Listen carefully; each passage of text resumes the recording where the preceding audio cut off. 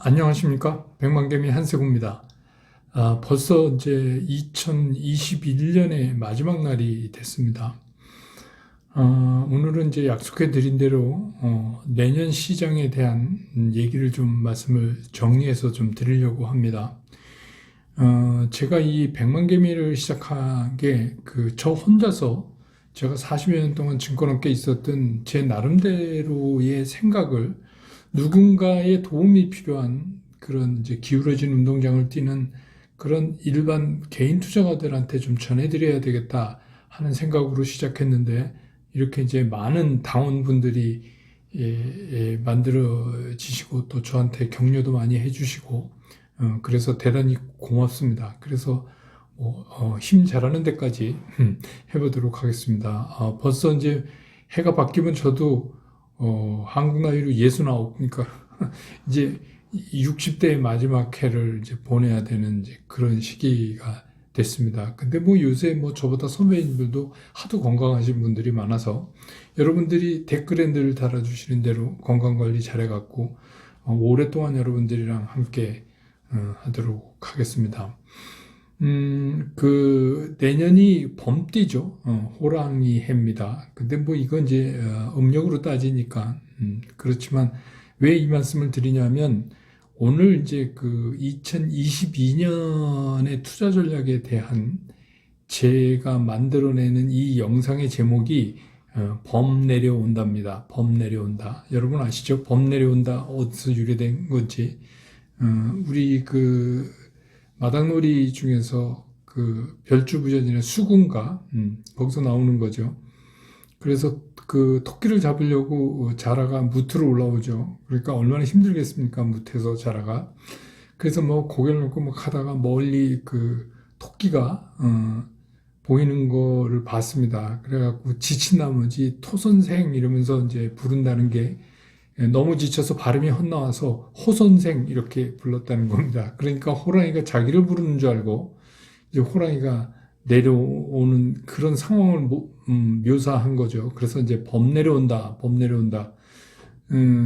그래서 호랑이가 내려와서, 야, 이거 내가 자라탕을 좋아하는데 뭐 이제 그런 여러 가지 해프닝 상황을 묘사한 겁니다. 이 말씀 왜 드리냐면 2022년이 정말 범 내려오는 해입니다.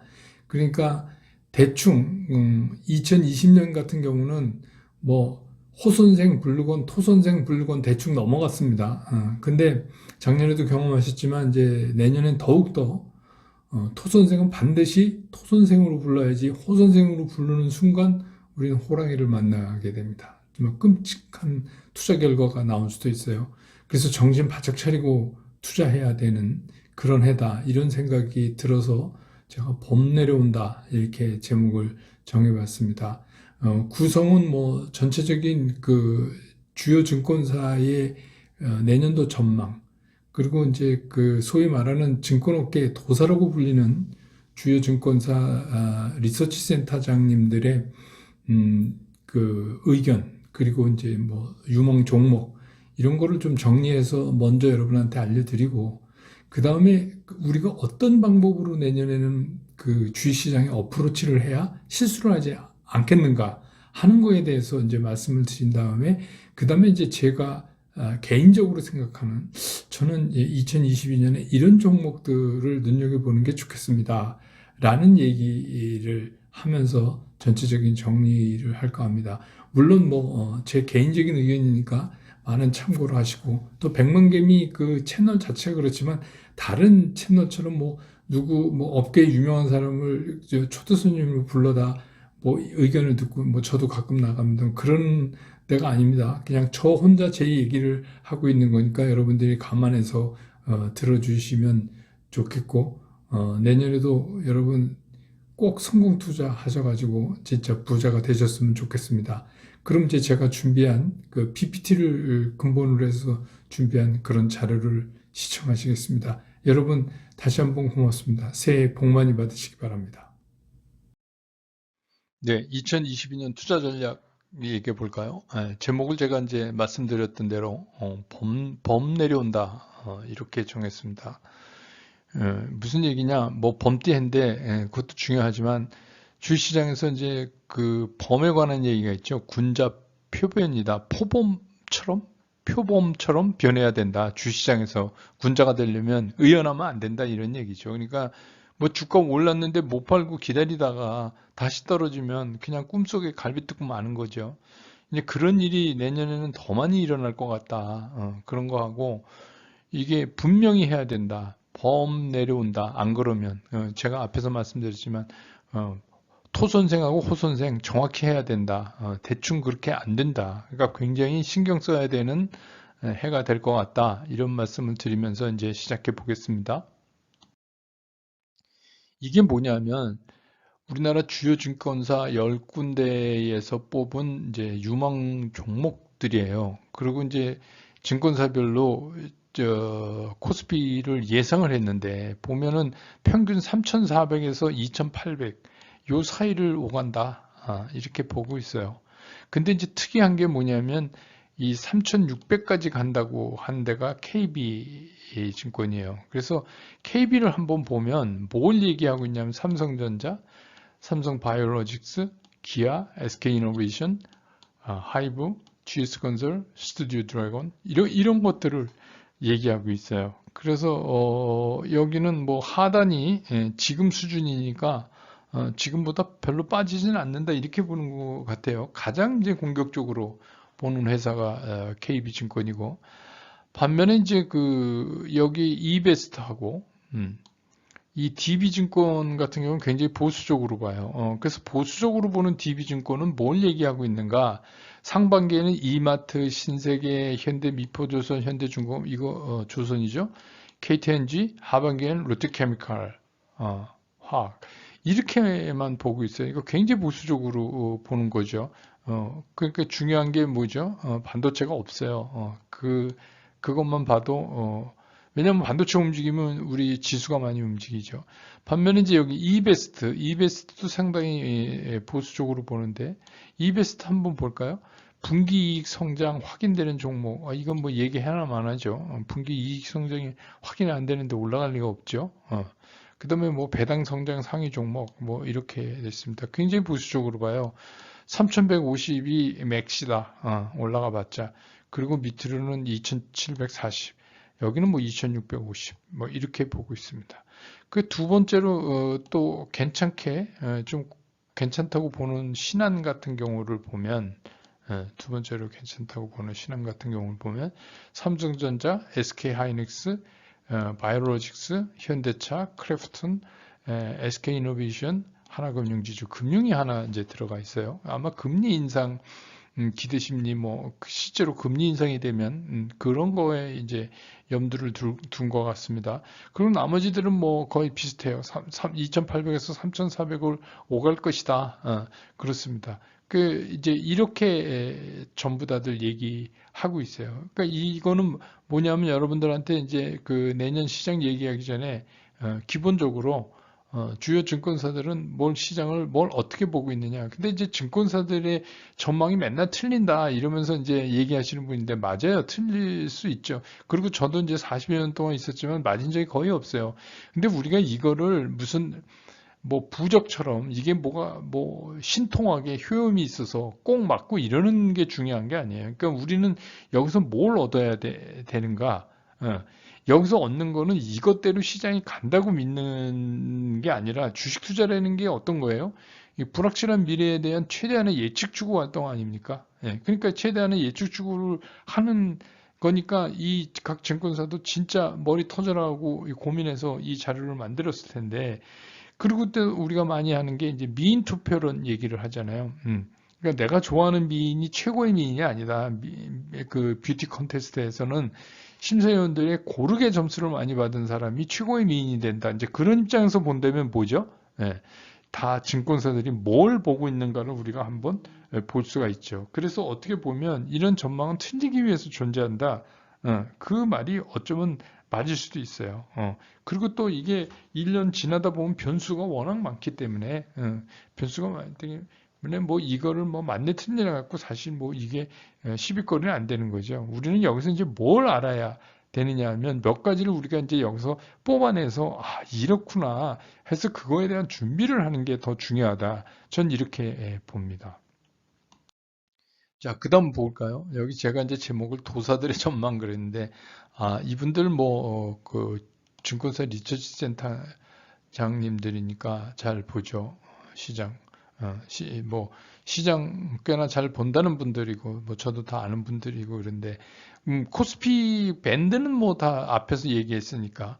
근데 이제 여기 보면은 유망업종, 이런 것도 있고, 변수가 뭐고, 또 유망 종목은 뭐고, 이렇게 해서 이제 전부 이거를 쭉 받아봤어요. 근데 이거 여러분 보면 제가 이제 이게 다음 장에서 다시 이제 정리를 해서 이거를 말씀을 드릴 텐데, 볼까요?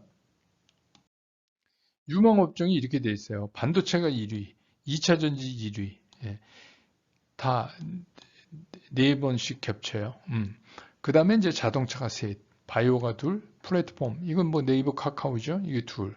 그 다음에 이제 여기 엔터테인먼트, 미디어 콘텐츠, 게임, 메타버스. 이거는 다 이제 메타버스 NFT. 이게 한 그룹으로 봐야지, 캐테고리 봐야죠. 그 다음에 이제 소비주, 항공주. 요거는 이제 아마 리오프닝을 좀 생각한 것 같은데 이렇게 돼 있어요 지금. 그러니까 이게 무슨 얘기냐면 여러분들이 딴 밑에는 차지하고라도 우리가 이 반도체, 2차 전지, 자동차 요런 데에는 많이 신경을 쓴다. 그 다음에 요렇게, 그 다음에 그럼 우리가 대체적으로 시장에서 어떤 것들이 많이 신경 쓰이고 있는 업종인가라는 걸 우리가 이제 추측해 볼 수 있잖아요. 근데 이거는 이제 우리가 내년도 시장을 어떻게 접근할까 밑그림을 그리는데 상당히 중요한 자료가 돼요. 그러니까 이게 맞나 틀리냐가 문제가 아니라 이 사람들은 어떻게 생각하고 있는가가 상당히 중요하죠. 그래서 이제 이렇게 제가 한번 이거를 정리를 해 봤습니다. 그 다음에 이제 예상되는 변수, 이거 중요해요. 이거는 항상 머리에 넣고 계셔야 돼요. 그래서 지금 이제 진행되고 있는 테이퍼링 속도, 금리 인상, 빠르면 이제 3월에 된다 그러죠. 그러니까 그랬을 때 이게 이제 어떻게 시장에 영향을 주는가. 그 다음에 이제 코로나19인데 이건 이제 오미크론 나오면서 지금 문제가 조금 다른 쪽으로 가고 있어요. 이게 뭐냐. 하루에 몇십만 명씩 확진자가 증가되니까 이걸 전부 통제하기가 이미 이제 그 통제선을 넘었죠. 그래서 그 대신에 이제 그 치사율이 떨어지니까 진짜 위드 코로나 시대로 가는 거 아니냐. 이런 얘기가 이제 나오는 거죠. 그 얘기는 우리가 이제 감기를 자꾸 듭니다만 감기 걸렸다 그래서 감기 보통 일주일이면 낫죠. 그럼 일주일 동안 자가격리해라 이럴 수는 없잖아요. 왜 그러냐면 감기는 약도 많고 그러다고 감기가 누구한테 옮았다고 그래서 죽는 것도 아니고 치사율이 높은 것도 아니고 그래서 이제 점차 그렇게 되는 거 아닌가 이런 쪽으로 이제 가고 있다는 것도 우리가 한번 염두에 둘 필요가 있어요. 그 다음에 이제 중국 경기 둔화하고 그에 따르는 정책의 문제 이것도 굉장히 중요합니다. 왜냐하면 지금 이제 중국에서 여러 가지 지표, 생산자 물가지수 여러 가지 나오지만 그거보다 더 중요한 게 뭐냐면 이게 중국이 그 헝다그룹을 시초로 했고 지금 부동산이 우리 흔한 말로 어작이 났어요. 그러니까 중국 경제에서 부동산이 차지하는 비율이 굉장히 높기 때문에 이게 중국에서 지금 그래서 지준율이나 금리나 이런 거 막 하고 있죠. 그러니까 이거는 뭐냐면 어떻게 해서든지 그 무너져 가는 그 중국 경기를 좀 이렇게 세워보려고 하는 거잖아요. 그러니까 이런 것들이 어떻게 에, 반영돼서 나타나느냐 이게 이제 우리 시장이 굉장히 중요합니다. 중국 경기는 그래서 이거는 1년 내내 신경 써서 이거를 좀 우리가 체크해 봐야 될 것 같다는 생각이 들고요. 그 다음에 이제 공급망 차질의 문제인데 이거는 시간이 지나면서 좀 해결되지 않을까 이렇게 생각이 들어요. 그래서 이거는 대부분의 증시 전문가들은 하반기부터는 좋아진다. 그런데 하반기부터 좋아지지 않더라도 시장은 좀 선반영되니까 내년에는 좋아지는 쪽으로 가는 거는 분명해 보입니다. 그 다음에 이제 반도체 사이클. 우리가 이제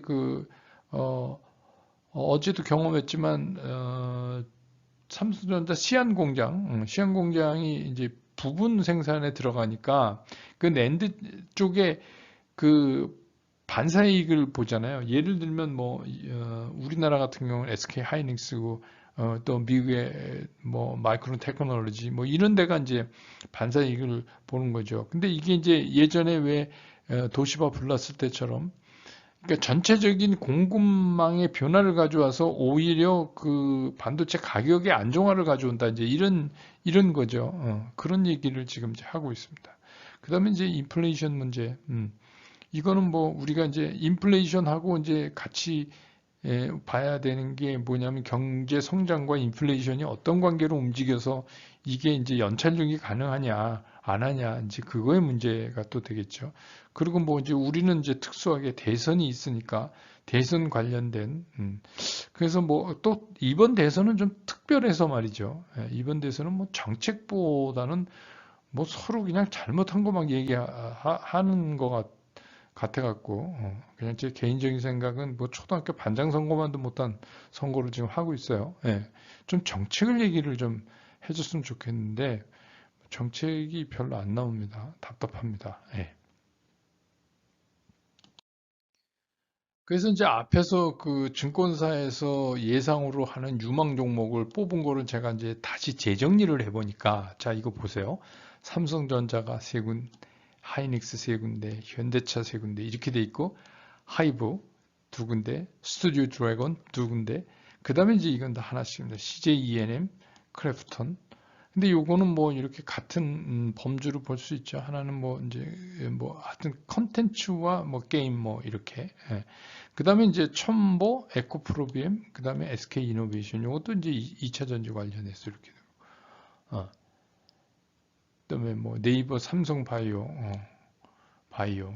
그 다음에 이제 KB금융. 이건 이제 금융, 대한항공. 항공이 하나 나왔어요. SK. 이거 지주사입니다. 하나 시스템. 이거는 뭐죠? 신재생 에너지나 뭐 이런 쪽. 그 다음에 이제 인텔리안 테크.